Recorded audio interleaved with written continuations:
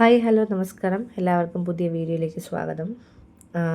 ഇന്ന് ഞാൻ കാർഡ്സിനെ കുറിച്ച് പറയാനൊന്നും വന്നതല്ല. കഴിഞ്ഞ ദിവസത്തെ റീഡിങ്ങിൽ ഞാൻ പറഞ്ഞിട്ടുണ്ടായിരുന്നു ഗ്രാറ്റിറ്റ്യൂഡിനെ കുറിച്ച് ഓൾമോസ്റ്റ് എല്ലാവർക്കും അറിയായിരിക്കും.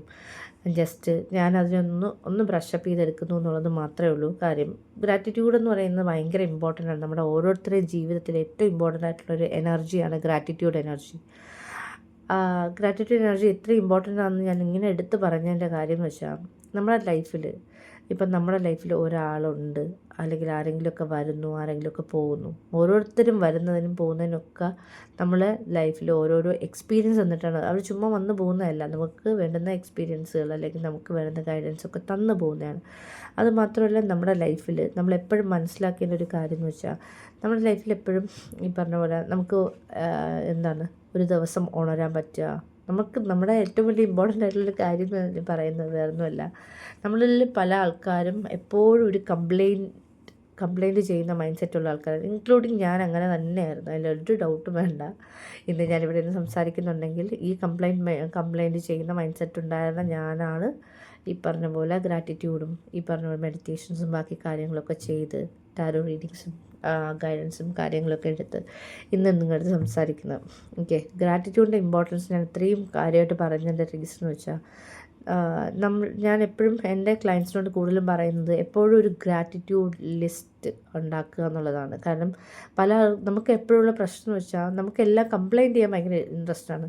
എനിക്കതില്ല, എനിക്കിതില്ല, അയാളുടെ ലൈഫിൽ ഒരു പർട്ടിക്കുലർ ടൈപ്പ് വീടുണ്ട്, അയാളുടെ കയ്യിൽ ഐഫോണുണ്ട്, എനിക്കതൊന്നുമില്ല. അത് പറയാൻ നമുക്ക് ഭയങ്കര ഇൻട്രസ്റ്റാണ്.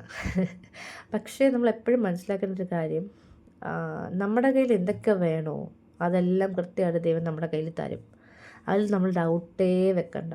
ഓരോ സമയത്തും എന്തൊക്കെയാണ് വേണ്ടത്. ഞാൻ ഫോർ എക്സാമ്പിൾ പറയുകയാണെങ്കിൽ, എൻ്റെ കേസ് തന്നെ പറയാം. ഞാൻ ഈ പറഞ്ഞ പോലെ എനിക്ക് ഭയങ്കര പേടിയായിരുന്നു, ഡൗട്ടായിരുന്നു. യൂട്യൂബ് ചാനൽ തുടങ്ങുന്നതിനെ പറ്റിയും ചെയ്യുന്നതിനെ പറ്റിയും, ഈവൻ ടാരോ റീഡിങ് ചെയ്യാൻ തന്നെ ഭയങ്കര പേടിയായിരുന്നു. അപ്പോൾ ഞാൻ ഓരോ തവണയും എൻ്റെ സ്പിരിറ്റ് ഗൈഡ്സിനോട് പറയും, സ്പിരിറ്റ് ഇങ്ങനെ ചെയ്ത് എനിക്കിങ്ങനെ തന്നു കഴിഞ്ഞാൽ, അതായത് എനിക്ക് ഈ പർട്ടിക്കുലർ ഡെക്ക് എൻ്റെ കയ്യിൽ വന്ന് ചേർന്നാൽ ഞാൻ ചെയ്യാമേ, അല്ലെങ്കിൽ ഇങ്ങനെ ഒരു പർട്ടിക്കുലർ സിറ്റുവേഷൻ എനിക്ക് തന്നാൽ ഞാൻ ചെയ്യാമേ, എനിക്കൊരു ക്യാമറ തന്നാൽ ഞാൻ ചെയ്യാമേ. അതെനിക്ക് ഭയങ്കര അത്ഭുതമുള്ളൊരു കാര്യമാണ്. കാര്യം എനിക്കറിയില്ല, ഞാൻ എക്സ്പീരിയൻസ് ഷെയർ ചെയ്യുന്നതേ ഉള്ളൂ. ആമസോണിൽ ഞാൻ സ്ഥിരമായിട്ട് ആമസോണിൽ സാധനം വാങ്ങിക്കും, നിങ്ങളെല്ലാവരെയും പോലെ തന്നെ വാങ്ങുന്ന ആളാണ്.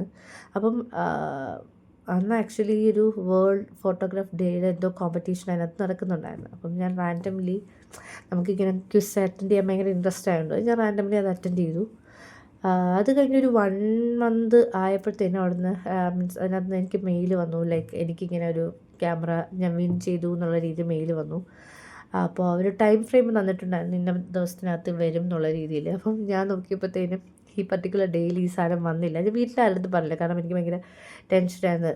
ഈ പറഞ്ഞ പോലെ വലിയ കാര്യത്തിൽ പറഞ്ഞിട്ട് വന്നില്ലെങ്കിലോ എന്നൊക്കെ വെച്ചിട്ട് ടെൻഷനൊക്കെ ആയിരുന്നു. അതുകൊണ്ട് ഞാൻ പറയാനായിട്ട് നിന്നില്ല. അത് കഴിഞ്ഞ് ആ ഡേറ്റ് കഴിഞ്ഞപ്പോഴത്തേനും പിന്നെ അതിൻ്റെ മനസ്സിൽ നിൽക്കില്ലല്ലോ, ഓട്ടോമാറ്റിക്കലി എൻ്റെ വായിൽ നിന്ന് വരും.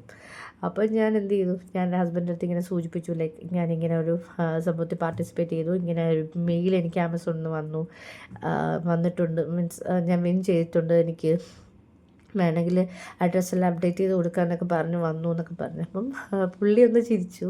ആ ചിരിയിൽ തന്നെ എനിക്ക് മനസ്സിലായി ഇതൊന്നും വരാൻ പോകുന്നില്ല, വെറുതെ ഞാനിങ്ങനെ എന്തോ എക്സ്പെക്റ്റ് ചെയ്യുന്നതാണെന്ന് വിചാരിച്ചു. അപ്പോൾ ഞാൻ അവിടെ ഇവർക്ക് ആമസോണിൽ നമുക്ക് കണക്ട് ചെയ്യാമല്ലോ, കസ്റ്റമർ കെയറിൽ. അപ്പം ഞാൻ അവരെ കണക്ട് ചെയ്തിങ്ങനെ ഞാൻ വിൻ ചെയ്ത കാര്യമൊക്കെ പറഞ്ഞപ്പോൾ അവർ ആക്ച്വലി ആദ്യം ചിരിച്ചു. എന്നിട്ട് പറഞ്ഞു അങ്ങനത്തെ ഒരു കാര്യത്തിനെ കുറിച്ച് നമുക്ക് അറിയില്ല പറയാനെന്നൊക്കെ പറഞ്ഞിട്ട് അവർ പറഞ്ഞ് ഞാൻ കോളൊക്കെ കട്ട് ചെയ്തു. പിന്നെ ഞാനങ്ങ് വിട്ടു. കാരണം വെച്ചാൽ ഇത് നടക്കാനൊന്നും പോകില്ല, വരാനൊന്നും പോകില്ല. പിന്നെ റാൻഡംലി അത് കഴിഞ്ഞൊരു 10 ദിവസം കഴിഞ്ഞപ്പോഴത്തേനും എനിക്ക് ഇങ്ങനെ ഒരു കൊറിയറിൽ നിന്ന് വിളി വരുന്നു, ലൈക്ക് നിങ്ങൾക്കൊരു ആമസോൺ ഓർഡർ വന്നിട്ടുണ്ട്. അപ്പോൾ വിളി വന്നപ്പോഴേ ഞാൻ ആദ്യമേ പറഞ്ഞു ഞാനൊന്നും ഓർഡർ ചെയ്തിട്ടില്ല, പിന്നെ ഇതിൽ പേയ്മെൻറ്റ് എന്തെങ്കിലും ഉണ്ടെങ്കിൽ ഞാൻ ചെയ്യാനും പോകുന്നില്ല എന്ന് പറഞ്ഞു. അങ്ങനെയാണെങ്കിൽ തിരിച്ചയച്ചോളാൻ പറഞ്ഞു. അങ്ങനെ പറഞ്ഞപ്പോഴത്തേനും ആ പുള്ളി പറഞ്ഞില്ല, പേയ്മെൻ്റ് ഒന്നുമില്ല, ഓൾറെഡി പെയ്ഡാണ് എന്ന് പറഞ്ഞു. അപ്പം ഞാൻ പെയ്ഡ് കഴിഞ്ഞപ്പോൾ ആരെങ്കിലും എൻ്റെ ബ്രദറോ എൻ്റെ ഹസ്ബൻഡോ ആരെങ്കിലുമൊക്കെ എനിക്ക് സർപ്രൈസ് തരുന്നതായിരിക്കും എന്നൊക്കെ വിചാരിച്ചിട്ട്. പക്ഷേ എങ്ങനെ എനിക്ക് എൻ്റെ ഇതിൽ തന്നെ എന്നിട്ട് സർപ്രൈസ് എന്താണെന്ന് എനിക്ക് മനസ്സിലായില്ല, ലിറ്ററലി എനിക്ക് മനസ്സിലായില്ല. പിന്നെ ഓക്കെ ഞാനിങ്ങനെ വീട്ടിൽ വിളിച്ച് പറഞ്ഞു, ഞാൻ ഓഫീസിൽ ഇരിക്കുന്ന സമയത്തായി കോൾ വരുന്നത്. വീട്ടിൽ വിളിച്ച് പറഞ്ഞു ഇങ്ങനെ ഒരു സാധനം വരും വാങ്ങി വെക്കണേ എന്നൊക്കെ പറഞ്ഞ്. പക്ഷെ എനിക്കൊരു പേടി, അതുകൊണ്ട് ഞാൻ ഹസ്ബൻഡിൻ്റെ അടുത്ത് ഇങ്ങനെ സൂചിപ്പിച്ചത് എന്താണ് വരുന്നതെന്ന് എനിക്കൊരു പിടിയില്ല, ഒന്ന് നോക്കിയേക്ക് എന്നൊക്കെ പറഞ്ഞ് ഞാൻ സൂചിപ്പിച്ചു. അത് കഴിഞ്ഞപ്പോഴുണ്ട് വന്നത് ക്യാമറയാണ് വന്നത്. ഒട്ടും എക്സ്പെക്റ്റ് ചെയ്തില്ല. അപ്പോഴും ഈ പറഞ്ഞ വല്ലതും പറഞ്ഞില്ലേ, എൻ്റെ പേടി എന്തൊക്കെയായിരുന്നു. സ്പിരിറ്റ് ഇങ്ങനെ ഇല്ല ശരണ നീ ചെയ്യ് നിന്നെക്കൊണ്ട് പറ്റും എന്നുള്ള രീതിയിൽ എന്തൊക്കെ ഞാൻ ചോദിക്കുന്നു അതെല്ലാം എനിക്ക് തരും. സ്പിരിറ്റ് എനിക്ക് ഈ പർട്ടിക്കുലർ ഡെക്ക് ഇത്രയും റേറ്റിൽ എനിക്ക് വാങ്ങാൻ പറ്റില്ല, ഇത് കുറച്ചുകൂടി ഒരു റീസണബിൾ പ്രൈസിലാക്കി താ എന്ന് പറഞ്ഞു കഴിഞ്ഞാൽ അന്നോ അതിൻ്റെ അടുത്ത ദിവസത്തിൽ തന്നെ അത് സെറ്റ് റെഡിയാണ്.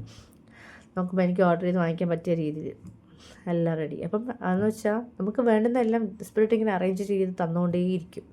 അപ്പം അന്നൊക്കെ എനിക്ക് ഇതിൽ കിട്ടുന്നുണ്ട്, കൊള്ളാമല്ലോ.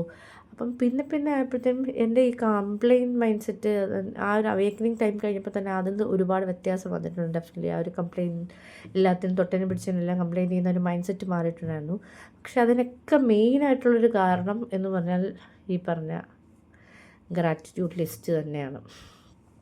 കാരണം ഞാൻ എപ്പോഴും ഈ പറഞ്ഞ പോലെ ആദ്യമൊക്കെ ഞാൻ എഴുതുമായിരുന്നു, ലൈക്ക് ഇതൊക്കെ എന്താണ് എനിക്ക് എൻ്റെ ലൈഫിൽ എൻ്റെ അച്ഛനെ തന്നതിന് നന്ദി, എൻ്റെ സഹോദരങ്ങളെ തന്നതിന് നന്ദി, അതുപോലെ എനിക്ക് ഇന്ന് രാവിലെ എഴുന്നേറ്റ് ചായ കുടിച്ച് എനിക്കിഷ്ടമുള്ള ആഹാരം കഴിച്ച് ഞാൻ ഹാപ്പി ആയിട്ട് ഇരിക്കുന്നതിന് നന്ദി. കാരണം ഇന്ന് നമ്മൾ ഉറങ്ങുന്ന നാളെ രാവിലെ എഴുന്നേക്കാത്ത ഒരുപാട് ആൾക്കാരുണ്ട്. അങ്ങനെ വെച്ച് നോക്കുമ്പോൾ നമ്മൾ എത്ര ബ്ലെസ്ഡാണ്, നമുക്ക് നാളെ രാവിലെ എഴുന്നേക്കാൻ പറ്റി. അങ്ങനെ ഒരുപാട് കാര്യങ്ങൾ, അതായത് ഞാൻ ബ്ലെസ്സിങ്സ് കൗണ്ട് ചെയ്ത് തുടങ്ങി, അതിന് താങ്ക് യു പറഞ്ഞു തുടങ്ങി. അതായത് എനിക്ക് ഉണ്ടാകുന്ന ഓരോ ബ്ലെസ്സിങ്സും, ഈവൻ എനിക്ക് 1 രൂപ കിട്ടിയാൽ പോലും, കാരണം 1 രൂപയുടെ വില മനസ്സിലാക്കുന്ന സിറ്റുവേഷനിലൂടെ ഞാൻ പോയിട്ടുണ്ട്. കാരണം നമ്മളിപ്പോൾ ബസ്സിൽ കയറി കഴിഞ്ഞാൽ നമ്മൾ ഓഫ് കോഴ്സ് ടിക്കറ്റ് എടുക്കണം. അപ്പം 1 രൂപയുടെ ഷോർട്ടേജ് ഉണ്ടായിരുന്നു ഞാൻ ഒരു ദിവസം ബസ്സിൽ കയറിയപ്പോൾ. എൻ്റെ പണ്ടേ ഉള്ളൊരു സ്വഭാവം എന്ന് വെച്ചാൽ ചില്ലറ പൈസ കിട്ടിയാൽ ഞാൻ ഭയങ്കര ലാഘവത്തിലുള്ള ആളാണ്. നെവർ മൈൻഡ്, അവിടെ ഇരിക്കട്ടെ ഇവിടെ ഇരിക്കട്ടെ, അവിടെ എവിടെയൊക്കെ കാണും, നോക്കുക പോലും ഇല്ലായിരുന്നു. പക്ഷേ ഒരു ദിവസം ദൈവം ഈ പറഞ്ഞ പോലെ എനിക്ക് ആ 1 രൂപയുടെ വില അതുപോലും എനിക്ക് മനസ്സിലാക്കി തന്നു. അന്ന് ഞാൻ മനസ്സിലാക്കിയ വലിയൊരു പാഠം എന്ന് വെച്ചാൽ ശരിയാണ്, നമുക്ക് 1 രൂപയ്ക്കും അതിൻ്റേതായ വിലയുള്ളൊരു സമയം വരും നമ്മുടെ ലൈഫിൽ.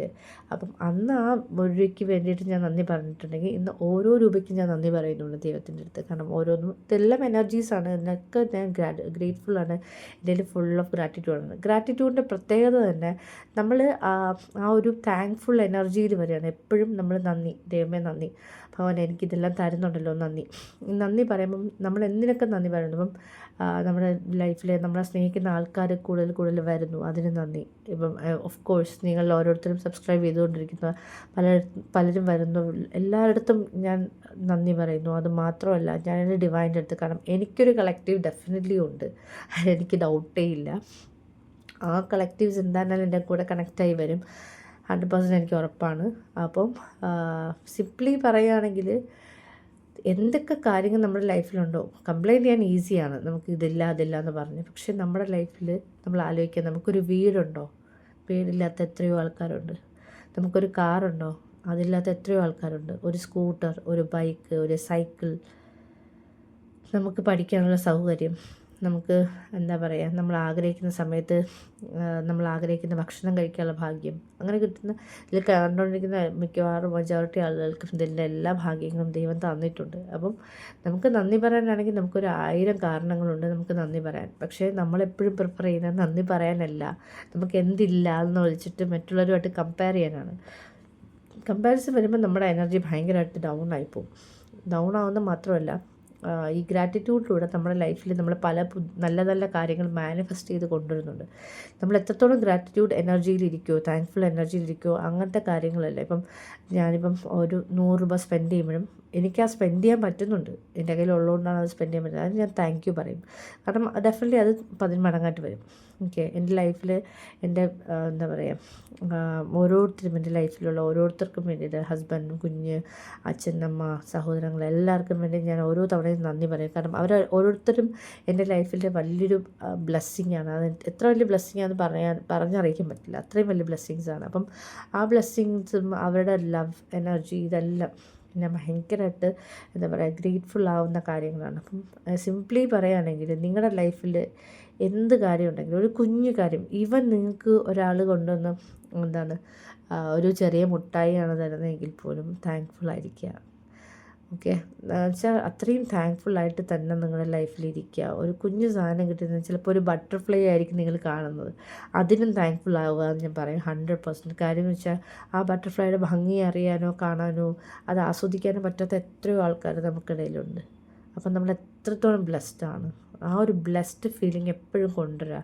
കാരണം ആ ഒരു ബ്ലെസ്ഡ് ഫീലിങ്ങിൻ്റെ ആ ഒരു എനർജിയിൽ ആ ഒരു എന്താ പറയുക പോസിറ്റീവ് വൈബിൽ നമ്മൾ വരുമ്പം നമ്മുടെ ലൈഫിൽ ഒരുപാട് കാര്യങ്ങൾ നമ്മൾ നെഗറ്റീവായിട്ട് വിചാരിക്കുന്നതും നെഗറ്റീവായിട്ടുള്ള നമ്മുടെ ലൈഫിൽ നടക്കുന്ന പല കാര്യങ്ങളും നമ്മൾ പോലും പ്രതീക്ഷിക്കാത്ത സമയത്ത് ഭയങ്കരമായിട്ട് പോസിറ്റീവായിട്ട് മാറും.